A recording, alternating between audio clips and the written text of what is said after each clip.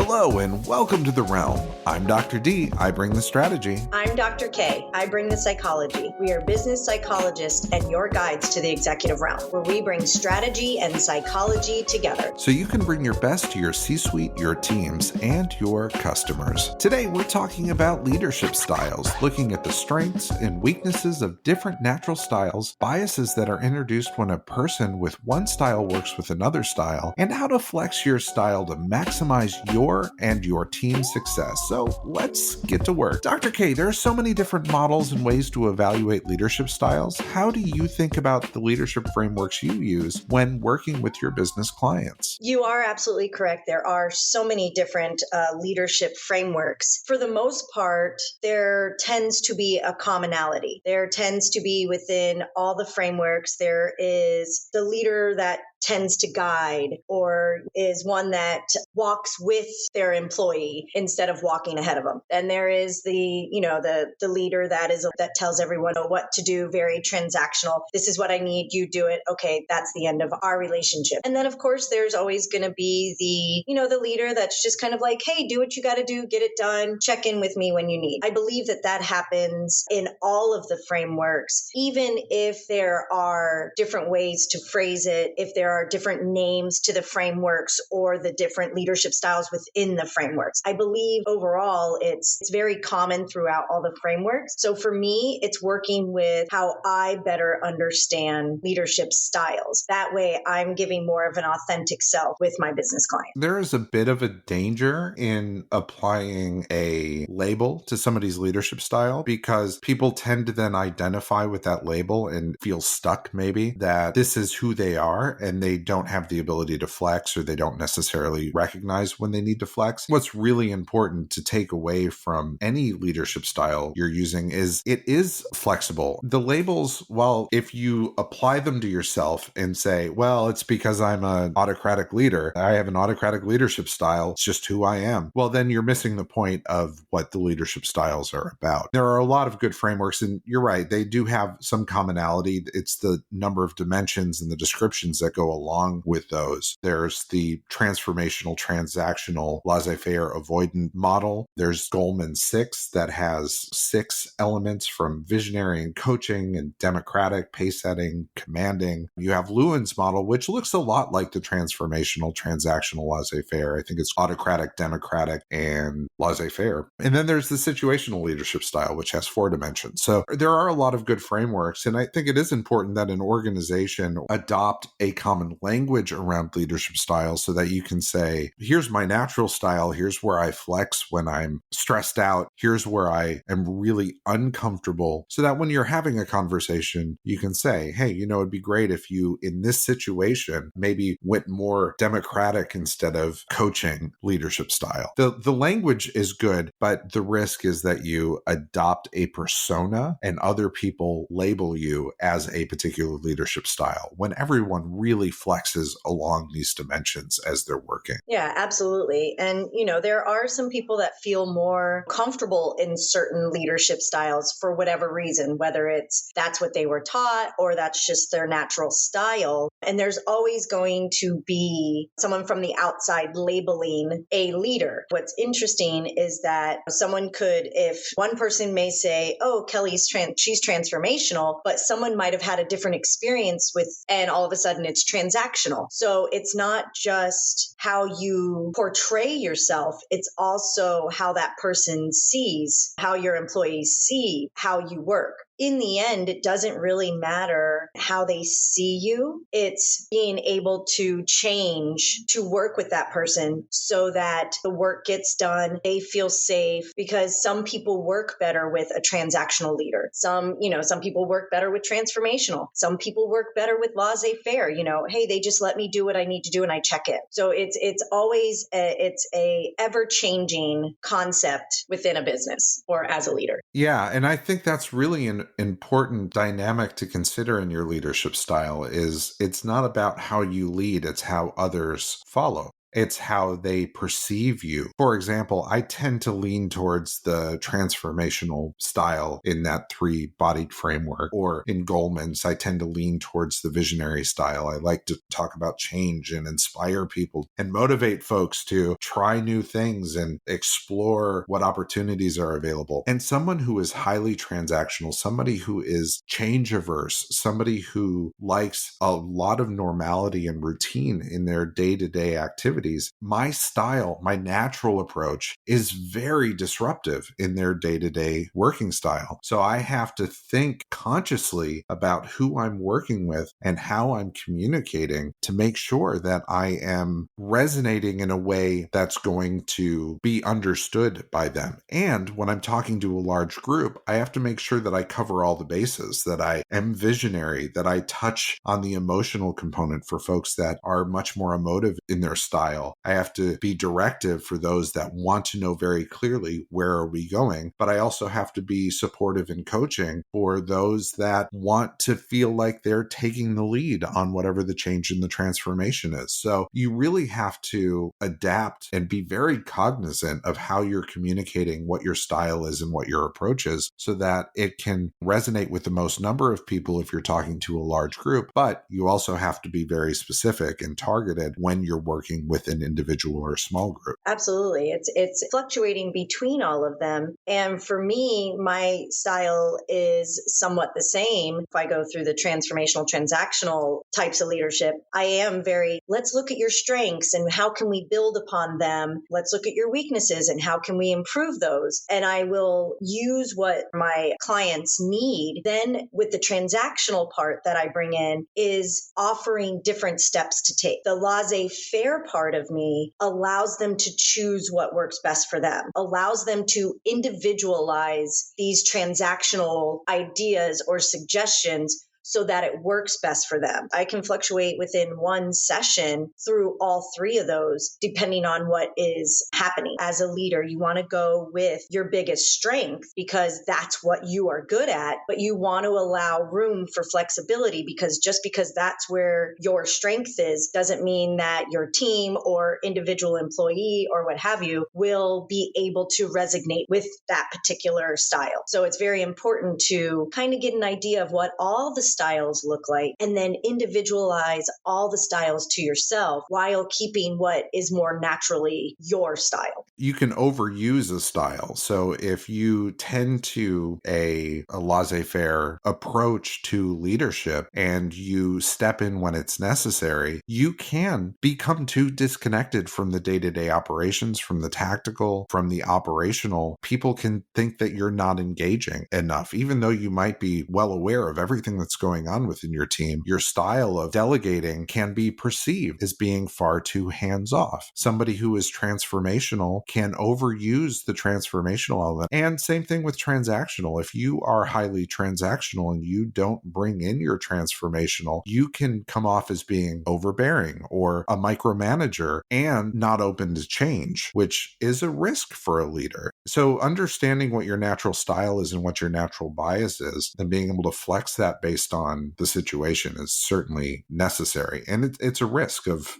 overusing your natural style and being too slow to adapt. It's also important for the leader to know their team or know an individual, and they'll better be able to say, you know what, this style wasn't working. So let me see what I need to change. Let me see if asking them how they feel about this might be a little bit more motivating. Or if someone seems stuck and not exactly sure what direction to go, okay, maybe that's where I can be more transactional and give them steps 1, 2, 3 so that we can get here and then we can progress. It's important for the leader to open up their lens to better see what is happening within, again, the individual or the team, and then make decisions based off that. A creative team may be different than the accounting team. As a leader, you may work with the accounting team very different than the creative team, but it's still you're working with them to what leadership style they need to get everything done, but also allowing them to feel good about the leader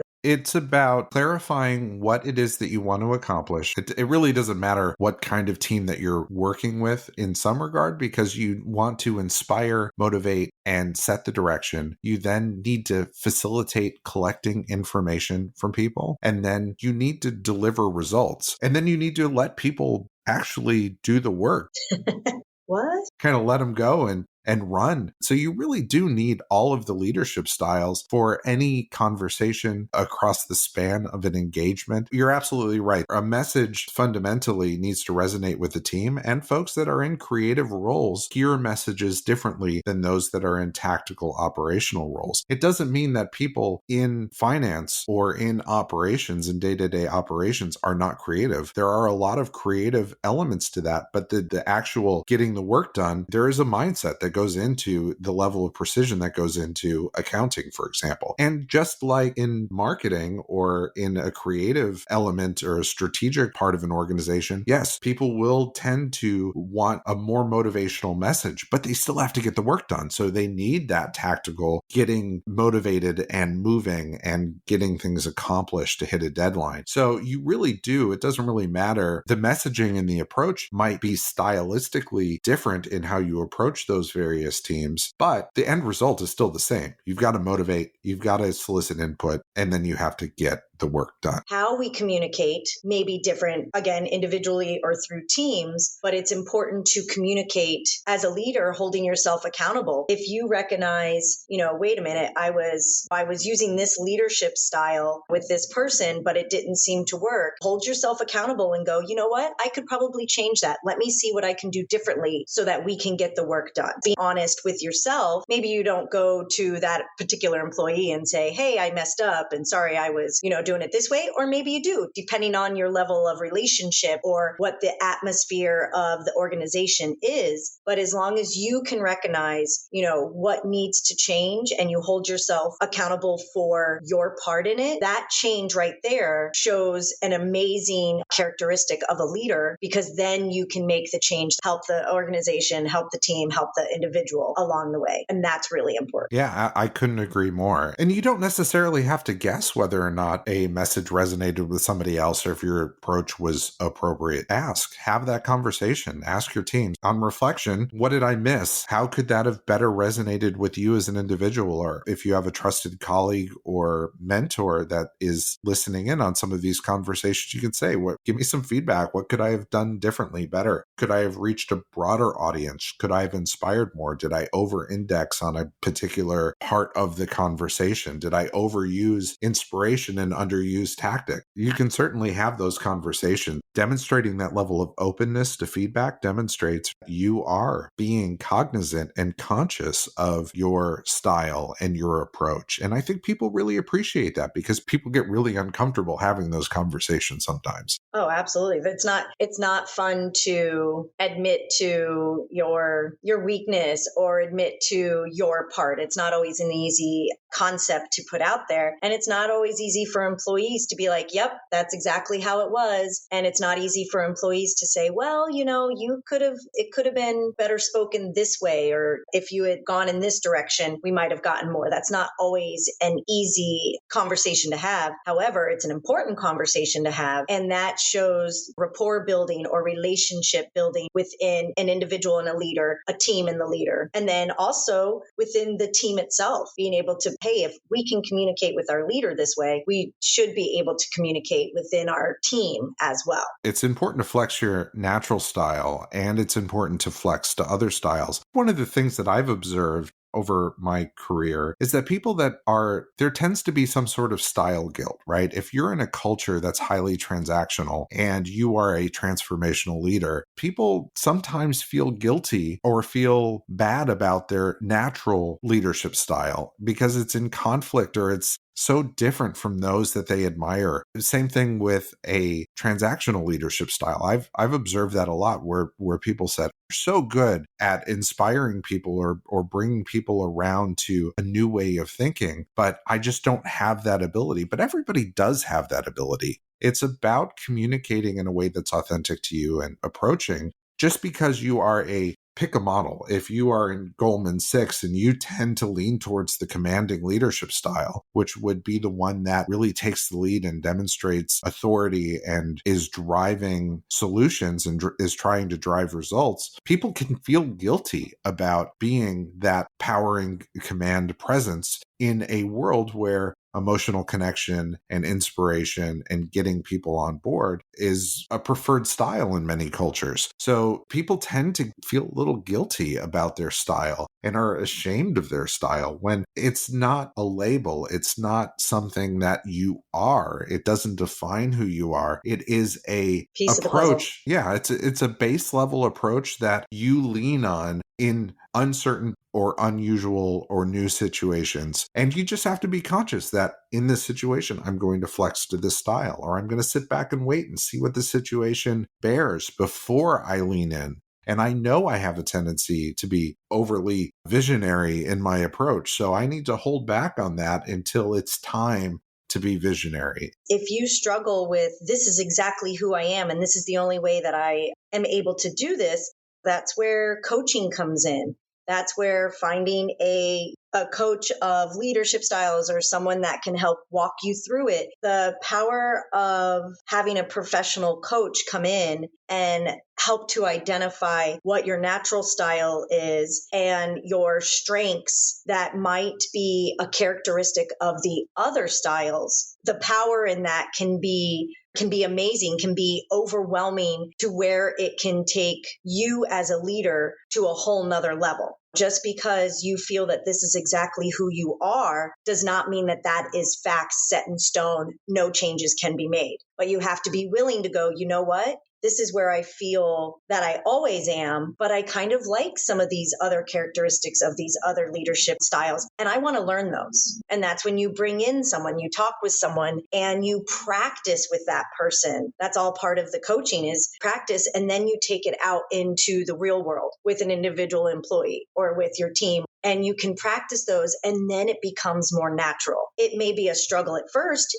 If it's a struggle at first, it doesn't mean that change can't happen, but you have to put the effort into it. You also have to put in the time and understanding how different leadership styles or different characteristics of the leadership styles are beneficial to one, yourself, second, an individual, and third, your team. I think you've hit the nail on the head here because professional athletes are at the peak of their form and their fitness, and they have a coach. So many leaders don't invest, and so many organizations don't invest in leadership development for their senior leaders because there's a level of maybe hubris that, hey, I've been doing this a long time, I'm a great leader. But everybody needs to hone and polish their skills. Even more importantly, people in the organization who are emerging talent or are not leaders in the sense that they're developing teams, but they have important strategic roles in the organization, product managers, project managers. They might not have a team of people reporting to them, but they need leadership development skills too. Too often, organizations promote folks into supervisory roles, leadership roles, or give them a lot of decision-making authority or influencing authority, and they just they haven't invested in the development of what the style is, how to influence people, how to bring people along.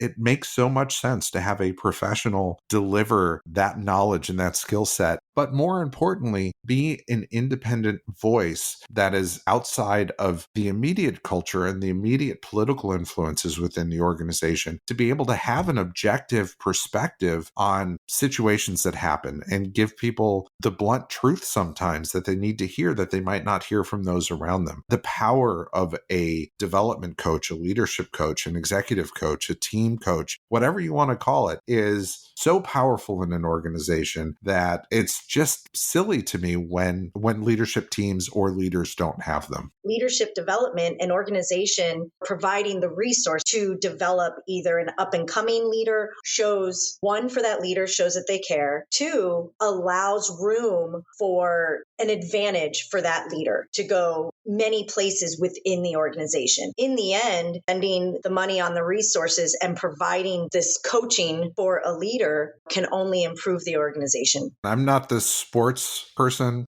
But the best teams bring in the right players, and they also have the right coaching staff to get the most out of the players. And they align those players according to the best strategy to win against the competitor that they're playing against at the time. If you think about the elements of business success, it is about having the right people oriented in the right direction, honed to their best capability. If you don't have all three of those pieces, you're not going to win against your competitors because your competitors could figure it out before you do. You always want to stay one step ahead, keep that razor just a little bit sharper, and be ready to win in the market. Absolutely. Totally agree. And I love that you, even though you're not a sports person, you keep bringing it up. So much appreciate there. So Dr. D, what can leaders take away from today's discussion? Well, it's really important to understand your natural leadership style, understand how your style enhances your strengths and exposes potential weaknesses. Examine past successes and regrets to understand how your style may have played into the situation at the time and what you can learn from that.